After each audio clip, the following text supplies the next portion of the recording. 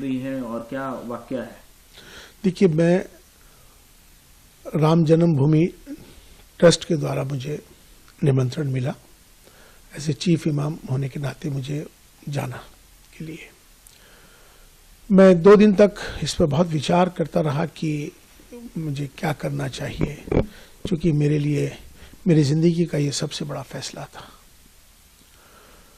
मैंने फिर फैसला ये लिया कि मुझे जाना है आपसी सौहार्द के लिए, अपने देश के लिए, राष्ट्रहित में। ये मैंने फैसला लेते हुए मैं अयोध्या चला गया।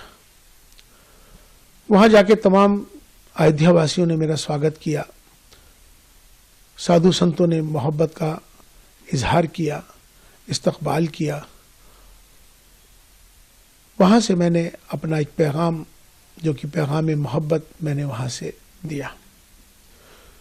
वो पैगाम मोहब्बत जो था, मैंने उसमें कहा कि हमारी सबकी जातियां जरूर अलग हो सकती हैं, हमारे पंथ जरूर अलग हो सकते हैं, हमारे इबादत करने की तरीके, पूजा पद्धति अलग हो सकती है, हमारे सबके धर्म जरूर अलग हो सकते हैं, लेकिन हमारा जो सबसे बड़ा धर्म है इंसान और इंसानियत का है।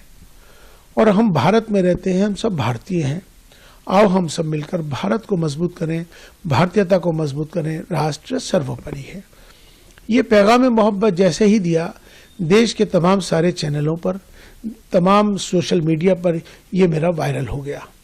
वायरल होने के बाद उनको सबको ये मालूम हो गया कि इमाम साहब, चीफ इमाम साहब वहाँ पहुँच गए और उन्होंने ये फतवा जारी कल किया है। वैसे तो मुझे 22 जनवरी की शाम से ही तमाम मेरे नंबर्स पर अलग अलग जगहों से मुझे धमकियां आने लगी, मेरे खिलाफ नफरत अंगेज माहौल बनाने लगे, मेरे खिलाफ उन्होंने जो अब शब्द जो कहने के होते हैं वो कहे।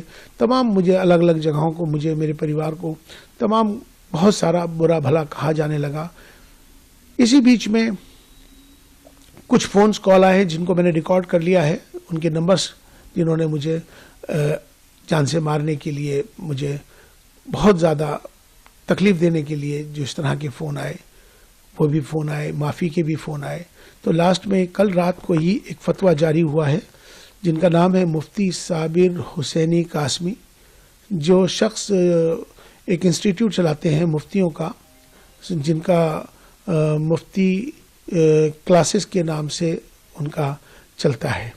मैं उनको जानता नहीं हूँ, मेरी उनसे कोई जानकारी नहीं है, लेकिन ये सोशल मीडिया के माध्यम से, वो तमाम देश भर के इमामों के माध्यम से मेरे पास अलग अलग जगहों से फतवा आना शुरू हो गया था।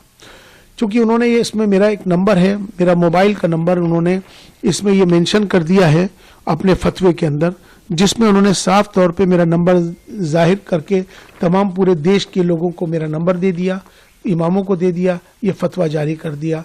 उनसे इन्होंने कहा है कि ये माफ़ी मांग लें, मेरा बायकाट कर रहे हैं, और मुझसे उन्होंने कहा है कि आप जो है इस्तीफा दें, वरना आप अपना अंजाम सोच लें। इसमें उन्होंने 4 बिंदु इसमें बुनियादी हैं, 4 बिंदु इसमें बुनियादी हैं। एक बिंदु उनका ये है कि आप प्राण प्रतिष्ठा में क्यों गए, आप चीफ इमाम हैं, आपको जाने का अधिकार ही नहीं है, आप इसलिए आप पर कुफ्र का फतवा जारी होता है। दूसरा बिंदु उन्होंने ये दिया है कि आपने इंसानियत को धर्म से ऊपर कर दिया है, ये आपका गुनाह है, इसलिए आप पर फतवा जारी होता है। तीसरा गुनाह यह है कि आपने धर्म से ऊपर उठकर आपने कहा है कि राष्ट्र सर्वोपरि है, देश को आपने ऊपर बना दिया है, इसलिए आप भी इस फतवे के लिहाज से आप खारिज हो गए। लिहाजा अब आप पर कुफ्र का फतवा जारी कर दिया गया है और तमाम अलग अलग जो उसकी सजाएं हैं इसमें मुकर्रर कर दी गई। लेकिन मैं उनसे ये बात कहना चाहता हूँ, पहली बात तो ये इस्लामिक देश नहीं है, ये भारत है, ये सनातन भारत है। इस भारत में हमेशा से सर्वधर्म संभाव की बात है, यहाँ एकता अखंडता की बात है, अनेकता में एकता की बात है। अगर उनको मेरे इस पैगाम मोहब्बत से तकलीफ है, मेरा विरोध कर रहे हैं, तो उनको, मुझे लगता है कि अगर मैं राष्ट्र के साथ, देश के साथ अगर प्रेम कर रहा हूँ, मेरा ये दोष है कि मैं अपने देश से प्रेम करता हूँ, मेरा इसलिए विरोध कर रहे हैं, तो मुझे लगता है कि शायद उनको पाकिस्तान चला जाना चाहिए। अब वो लोग जो मुझसे मोहब्बत करते हैं, जो देश से मोहब्बत करते हैं, वो मेरा समर्थन करेंगे। जो मेरे से नफरत कर रहे हैं मेरे जाने पर, मुझे लगता है कि शायद उनको भी पाकिस्तान जाना चाहिए। यहाँ पर मोहब्बत का पैगाम हमने दिया है, हमने कोई गुनाह नहीं किया है। राष्ट्र मंदिर था, हम वहाँ राष्ट्र मंदिर पे गए थे और हमने अपना जो पैगाम दिया, हम उस पैगाम पर अटल हैं। हम माफ़ी मांगने वाले नहीं हैं और ना ही मैं माफ़ी मांगूंगा, ना ही मैं किस तरह का इस्तीफ़ा दूंगा। और जिस तरह से वो जो चाहें कर लें।